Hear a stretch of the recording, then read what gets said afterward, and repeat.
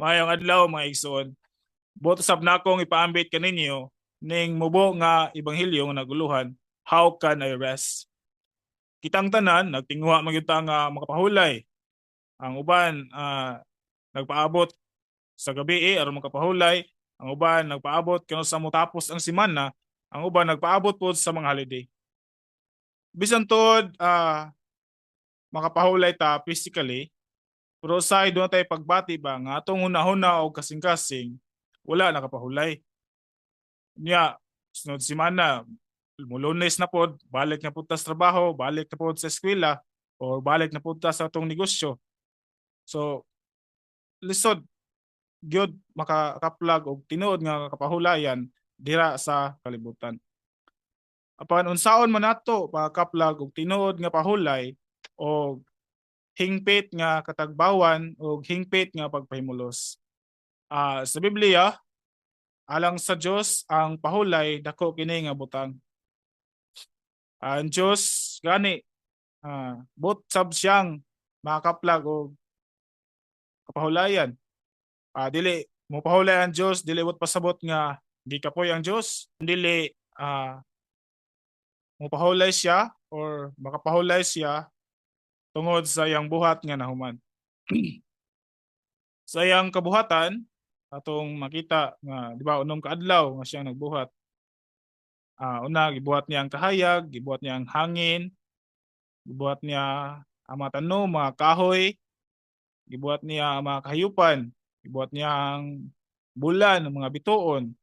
Iyan ang gibuhat, human og buhat nana, niyon siya nga maayo. Apan sa diyang gibuhat niya ang tao sa iyang dagway ug gihatagan niya ang pagbulutan, niyon siya maayo kayo. Og sa ikapito nga adlaw nakapahulay ang Dios. So ang punto dinhi, ang Dios nakapahulay tungod sa iyang buhat nga nahuman. Human sa pagbuhat sa Dios sa tao, wala niya kini hatagi og taas nga listahan nga buhatan ni ayaw ni og buhata.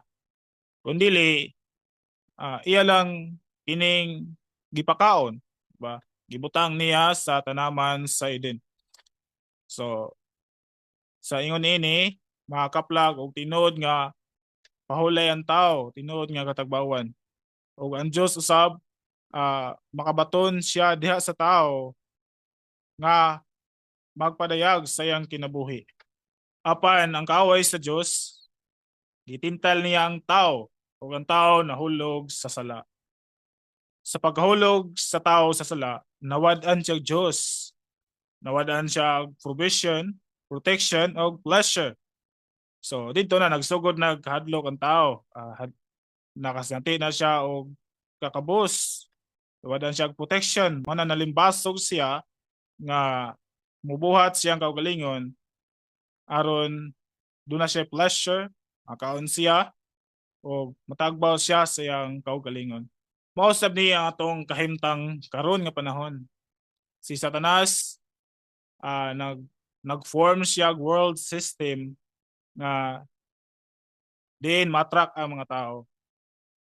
Nya syempre kita natrakta sa kalibutan, sa kanindot sa kalibutan, nibiya ta sa Dios. So nagpursue ta sa mga butang nga nagtuta nga mao na makapatagbaw nato. So naningkamot tag maayo aron matagbaw ta, mamit ang emptiness nga naa sa atong sulod. So muratag kuan ba? Naningkamot maayo aron mo dato. Pero kaning mga butang sa mara kag kanang gingon sa Ecclesiastes ba? Chasing after the wind. So ang hangin dili niyo makumkum. So ina atong pagkinabuhi mga igsoon. Na nagukod ta sa mga butang nagtuo ta nga kini makahatag nato og katagbawan. Mao nang mga igsoon gingon dinhi ba nga we cannot rest in what does not satisfy us. It is only when we gain what truly satisfies us that we find rest. So unsa man gyud tinuod nato, tinuod nga makapatagbaw nato aron ta makapahulay. So gingon dinhi mga igsoon, Jesus Christ is the only one who can give true rest. He said, ningon siya nga, "Come to me, all who toil and are burdened, and I will give you rest." Only He can satisfy us. He is both the complete God and the perfect man. He lived a genuine human life on earth and died to take away the sins of the world. He resurrected so that we might receive Him as our life. The rest He gives sets us free from the toil and burden under any law, religion, work, or responsibility.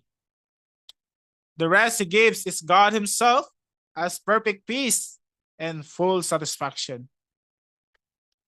The Lord Jesus is calling you right now. Nga muduol ta niya o makakaplag ta o tinuod nga pahulay. Unsa may angay natong buhaton maigsoon. Sayon ra bukas lang atong singkasing kaniya og magampo ta nining gamay nga pagkampo. Lord Jesus, I need you. I confess I have tried many other things. Lord Jesus, I come to you. Thank you for dying for me. I receive you as my rest, my satisfaction, my enjoyment, and my everything.